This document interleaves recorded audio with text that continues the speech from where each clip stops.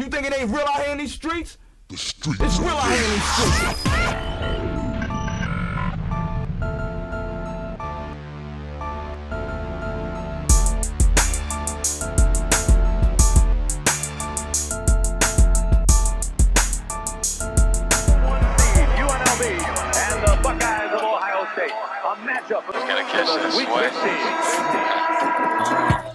Yeah, I'm moving like clockwork.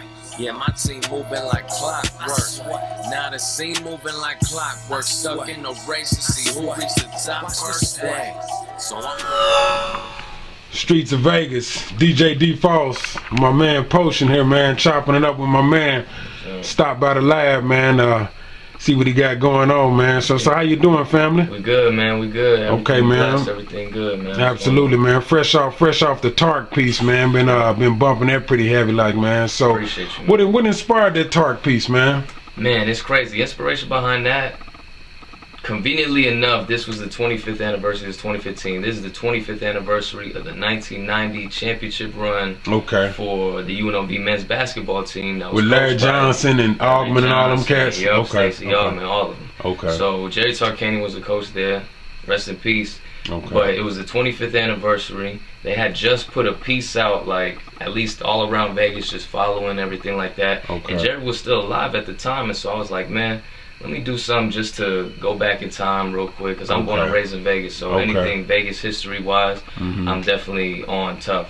Okay. And so this was maybe like February, March. Turns out Jerry Tarkanian happened to pass away. Wow. So the idea of it had to come to fruition at that point. I was like, man, I gotta make it. And so it came to be just the 1990 championship run, 6 games, 6 songs. And I threw a little interlude in there. Okay. I called it TV timeout, because technically all college games, they have a timeout just for television. Right, I didn't pick up on that. I didn't pick the Nemo joint, right? Exactly. Okay, so it's literally just a break, because it doesn't sound like nothing else at all. It sounds like some turned up, hype, random stuff. Yeah, so something different from the total vibe of the album. Okay, but it's still for some fly shit. That's the one with Scheinfeld and okay.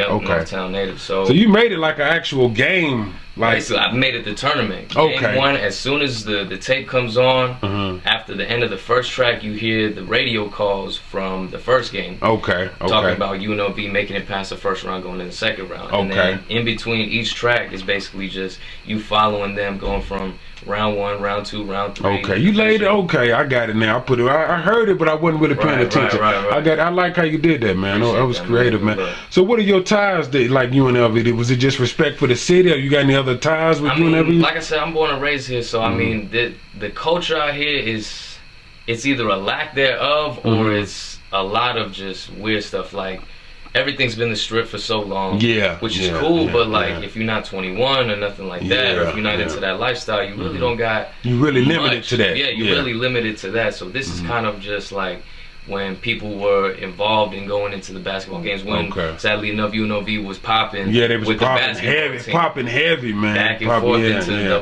NCAA tournament. So it kind of just took a trip back into the history of Vegas. We don't have a lot of Vegas artists out here. Shout out Dizzy Wright though. Because he's doing this thing. But we don't have a lot of shine out here. So it's kind of just a history on Vegas and our musical take on it. Okay. That was a good look though, man. Definitely a good look. And speaking up on that, man, taking it back, how long you been in the game, man, as far as your career and whatnot? Man, I want to say I started around 17, 18. Just really going to the homies. He took me to like his engineer, and we just started kind of chopping it up, making like simple songs. He was like, yo, you got something. And so when I heard that, I was like, all right, like he might just be pulling me or something like that just to kind of get me going. But a couple songs later, he's like, no, you for real got something. Like, your flow is on point day one.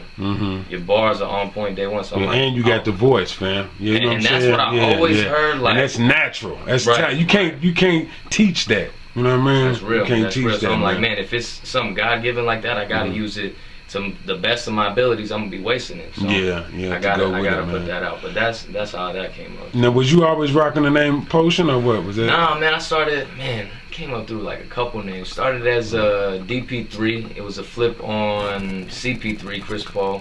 His nickname, and I happen to be the third son of my mother.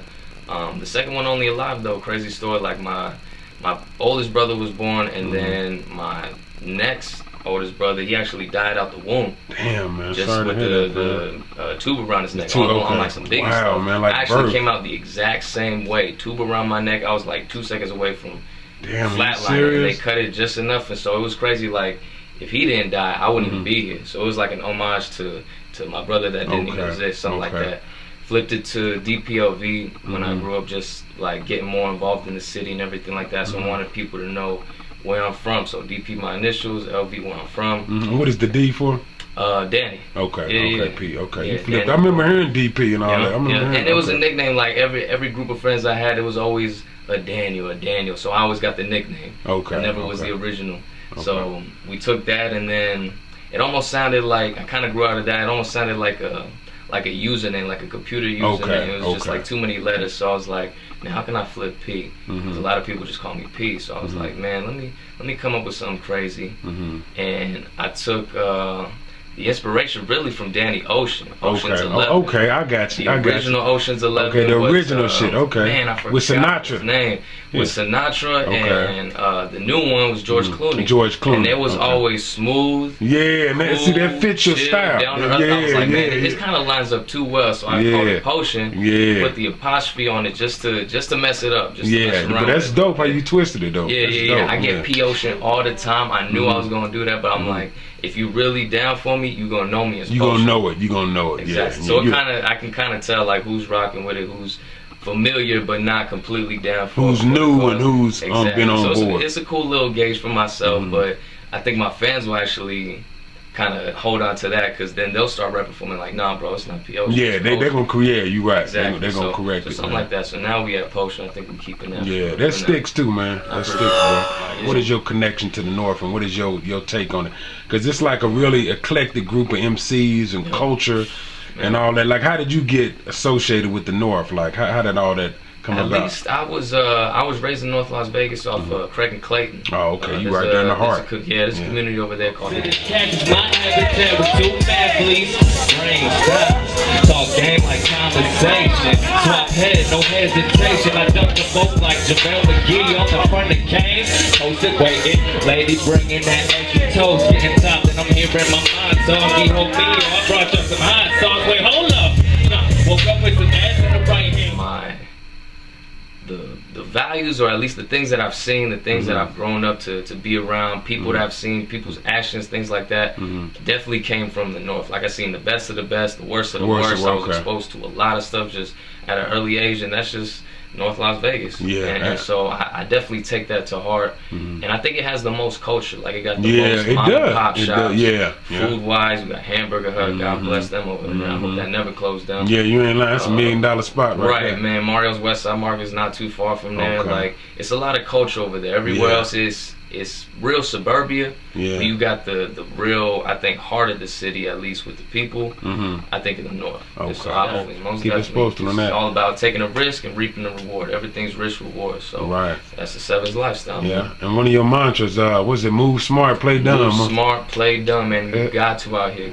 I mean, I don't know if it's a Vegas thing or something like that, but there's a lot of people that is reaching for your pockets, and you don't know it, or they just got some hidden agenda, something like that. So as long as you can expect the worst out of somebody, when somebody actually does the best for you, you can appreciate that. Right. Because I mean, I've been messed around more times than actually shook a hand on some good business. That's crazy. Which is crazy, but I mean, then you take advantage of the good business. You're like, okay, I can appreciate that, but move smart, play dumb, man. That's the motto.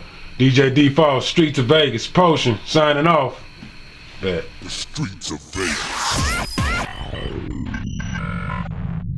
We're stuck in a race to see who reached the top first.